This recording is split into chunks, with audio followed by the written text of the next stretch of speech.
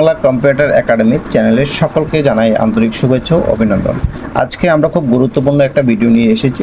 বাড়িতে বসে কিভাবে national board of computer education এর অনলাইন অ্যাডমিশন সম্পূর্ণ করবেন, সেই সম্পূর্ণ প্রক্রিয়া এই ভিডিওতে বিস্তারিতভাবে দেখানো হয়েছে। তাই ভিডিওটি মনোযোগ সহকারে শেষ পর্যন্ত দেখুন। আশা করি ভিডিওটি দেখে আপনারা খুব সহজেই বাড়িতে বসে নিজের অনলাইন অ্যাডমিশন করতে পারবেন। তাহলে শুরু করা যাক আজকের এই ভিডিওটা। প্রথমে আপনারা কি করবেন, প্রথমে আপনারা আপনাদের মোবাইলে গুগল ক্রোমে চলে যাবেন। গুগল ক্রোমটাকে ওপেন করবেন।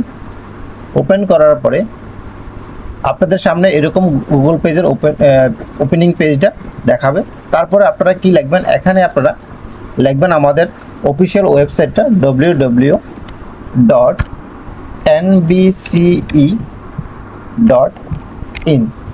লেখার পরে তারপরে কি করবেন, এন্টার চাপ দেবেন। এন্টার চাপ দেওয়ার পরে আমাদের অফিসিয়াল ওয়েবসাইট আপনাদের মোবাইলে অলরেডি ওপেন হয়ে যাবে। ওপেন হওয়ার পরে আপনাদের সামনে এরকম একটা স্ক্রিন চলে আসবে। সেই স্ক্রিনটার মধ্যে যে এখানে যে অ্যাডটা আছে, অ্যাডটাকে আপনারা স্কিপ করে চলে যাবেন। তারপরে আপনাদের সামনে এরকম একটা মেনু অপশন দেখা যাবে। নিচে আরও অনেক অপশন আছে, আপনারা নিচে অপশনগুলিতে কোনো প্রয়োজন নেই। আপনারা কী করবেন, আপনারা এখান থেকে উপরে অপশনটাতে চলে যাবেন। এখানে যে অনলাইন যে অপশনটা আছে, এখানে অনলাইন অপশনটাতে আপনারা ক্লিক করবেন। ক্লিক করার পরে আপনাদের সামনে এখানে অনেকগুলি অপশন দেখাবে। সেই জায়গার মধ্যে আপনারা কি করবেন, আপনারা এখান থেকে স্টুডেন্ট অ্যাপ্লিকেশানে ক্লিক করবেন। ক্লিক করার পরে আপনাদের সামনে অ্যাপ্লিকেশন ফর্মটা ওপেন হয়ে যাবে। এখান থেকে আপনারা কি করবেন, আপনারা প্রথমে এখানে স্টেট সিলেক্ট করবেন। স্টেটে ক্লিক করবেন। করার পরে আপনারা এখান থেকে ত্রিপুরা সিলেক্ট করবেন। সিলেক্ট করার পরে তারপর আপনারা কি করবেন, এখান থেকে ডিস্ট্রিক্ট সিলেক্ট করবেন। ডিস্ট্রিক্টে গিয়ে এখান থেকে সিপাহী জেলা সিলেক্ট করবেন। সিলেক্ট করার পরে আপনারা কি করবেন, এখান থেকে স্টাডি সেন্টার অ্যাড্রেসটাকে আপনারা এখান থেকে সিলেক্ট করবেন। আপনারা যেহেতু এখানে মেলাগাঁও সেন্টারে যে স্টুডেন্টগুলি আছেন, মেলাগাঁও সিলেক্ট করবেন।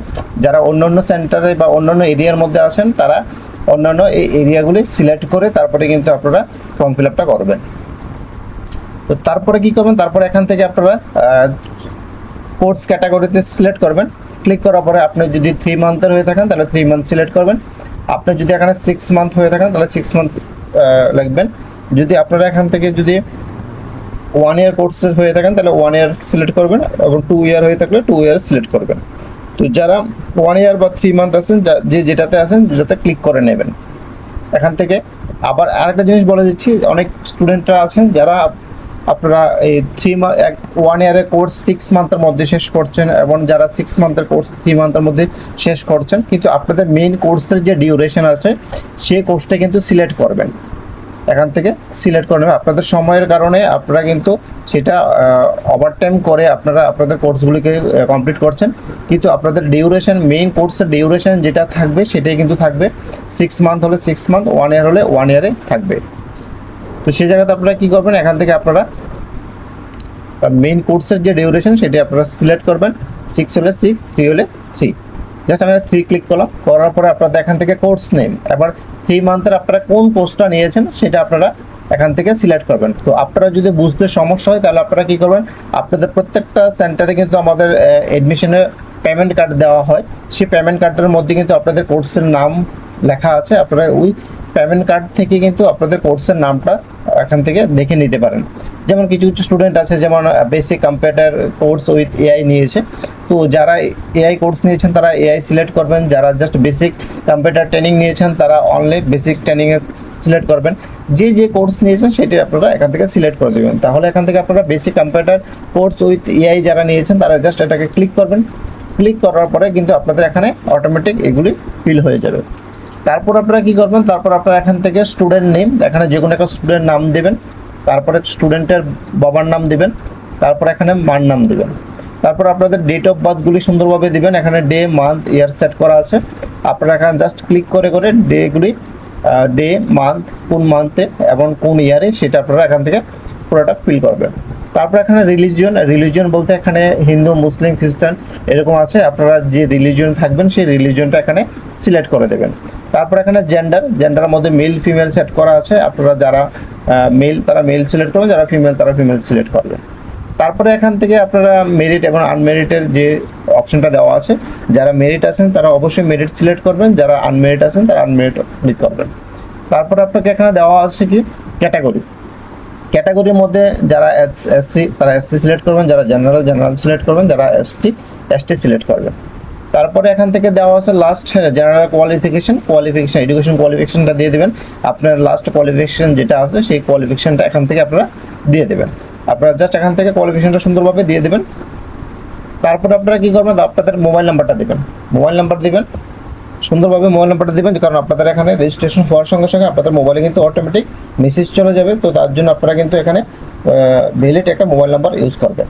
তারপরে ইনকোয়ারি সোর্সের ক্ষেত্রে আপনারা ব্রাঞ্চের সন্ধানটা কিভাবে পেয়েছেন, আমরা বিভিন্ন রকমের অ্যাডভার্টাইজমেন্ট করি, তো সেই জায়গাতে আপনি কোন পারপাসে আমাদের ব্রাঞ্চের সন্ধান পেয়েছেন সেটা এখান থেকে একটা সিলেক্ট করে দেবেন, আপনাদের মন মতো একটা সিলেক্ট করে দেবেন, কোনো সমস্যা নেই এটা।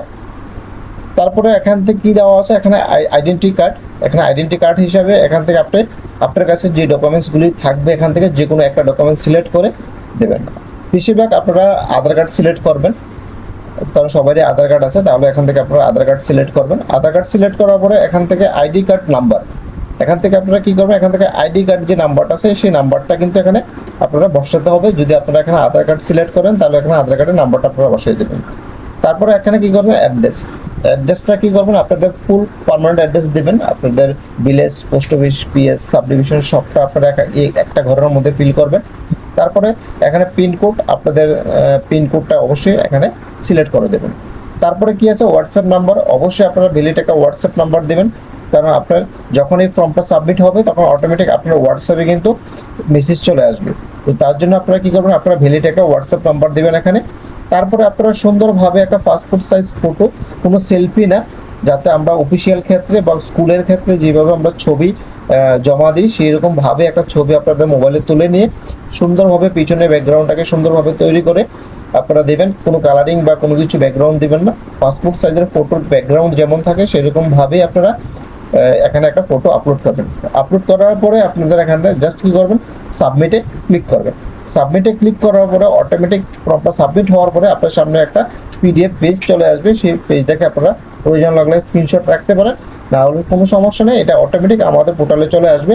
আপনার কাজ হলো জাস্ট ফর্মটাকে ফিল আপ করে সাবমিট করে দেবেন, তারপরে অটোমেটিক আমাদের পোর্টালে সবটা চলে আসবে। যদি আপনাদের এই ভিডিওটাতে কোনো জায়গাতে কোনো বিষয় বুঝতে সমস্যা হয় তাহলে অবশ্যই আমাদের ভিডিওটাতে কমেন্ট করবেন।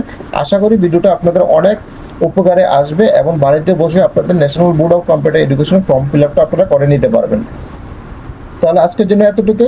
যদি কোনো বিষয়ে সমস্যা হয় তাহলে অবশ্যই আমাদেরকে কমেন্টে জানাবেন এবং বেশি বেশি করে শেয়ার করবেন, যাতে অন্যরাও জিনিসটা দেখে শিখতে পারে এবং আমাদের সেন্টারে যাতে এডমিশন হতে যাতে কারো কোনো সমস্যা না হয়, তার জন্য আপনারা বেশি বেশি করে শেয়ার করবেন। ভিডিওটা ভালো লাগলে লাইক করবেন, কমেন্ট করবেন এবং চ্যানেলে নতুন হয়ে থাকলে অবশ্যই চ্যানেলটাকে সাবস্ক্রাইব করে আমাদের সাথে থাকুন। আমরা আরও এডুকেশন রিলেটিভ বা কম্পিউটার রিলেটিভ অনেক ধরনের ভিডিও নিয়ে আসবো। তো আজকের জন্য এতটুকু, দেখা হচ্ছে আবারও নতুন কোনো একটা ভিডিওর সাথে।